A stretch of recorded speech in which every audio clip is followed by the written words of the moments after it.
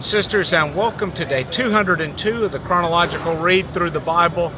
Today I'm going to be kind of jumping around between 2nd Chronicles and 2nd Kings. And 2nd Kings we're going to be in chapter 19, and then 2nd Chronicles we're going to be in chapter 32.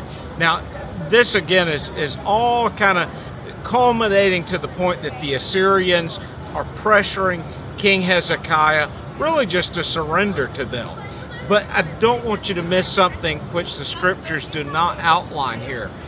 I think that in part the Lord is using all these events to really distract Sennacherib from something that is happening to the east of his empire.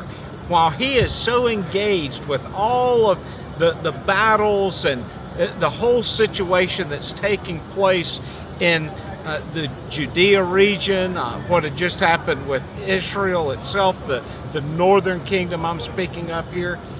As Sennacherib is distracted by this, meanwhile, the Babylonian Empire, which I mentioned the other day, no one was giving thought to because they didn't think it could become anything.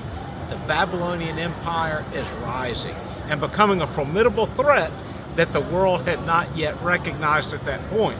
Now, at this time, again, for the nation of Judah, it is not the Assyrians who will end up being the downfall. It is the Babylonians who will come in. And of course, that's when we enter into the story of Daniel and the other three members of the royal family, Shadrach, Meshach, and Abednego, who their names are changed to.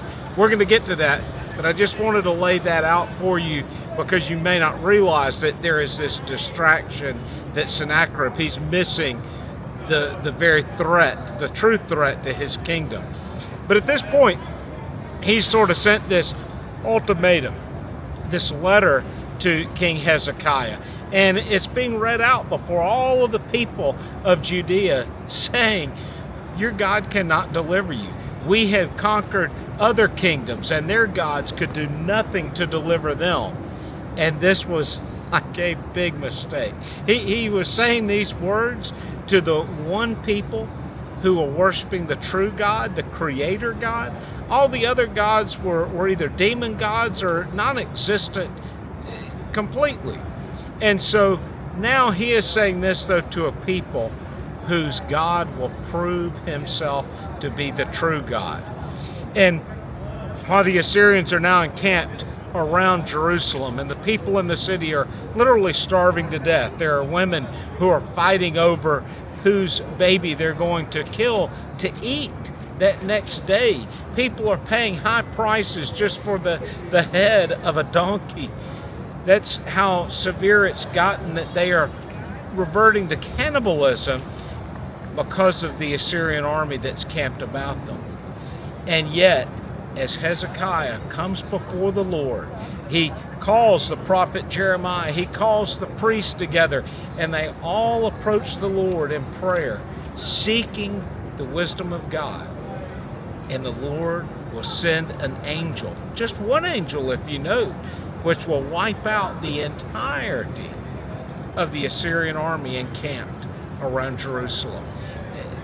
The food problem will be over with, and we'll see a little bit more of this as these events play out. But I want you to note the one thing, that one angel comes and destroys their army, where Christ, when he's on the cross, says that he could call for thousands of angels to come. Imagine the devastation they would have wrought if thousands of angels, one angel could destroy the Assyrian army.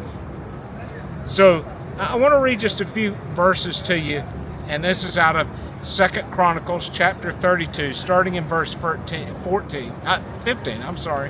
Now therefore, do not let Hezekiah deceive you or mislead you like this, and do not believe him. For no God of any nation or any kingdom was able to deliver his people from my hand or from the hand of my fathers. How much less will your God deliver you from my hand? These are the words that Sennacherib said to the people of Judah. And God's about to move because he's not going to allow this petty king to deliver words like that to his people. How much more will God protect us.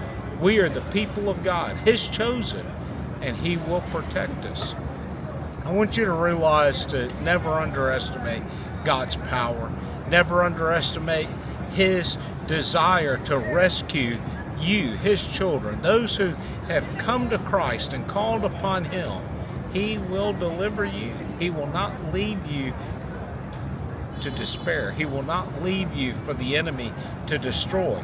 But don't feel like, as yesterday's lesson was, don't feel like you have to be in this position where Hezekiah started thinking that he could barter with the enemy, that he could take the gold off the doors of the temple and please King Sennacherib with this little gift. That's not where God wants us. He wants us to trust Him wholeheartedly, to believe that He is the only deliverer, the only one who can save. In 2 Kings chapter 19, verse 7, "Behold, I will put a spirit in him so that he will hear a rumor and return to his own land, and I will make him fall by the sword in his own land." Sennacherib will return now to the land of Nineveh, actually, the city of Nineveh, and there he will be killed by his own sons even. And they then will flee to Mount Ararat, all places that are familiar to us, but we see it unfold in today's reading. Well, brothers and sisters, I hope that your day's going well. Until tomorrow, God bless.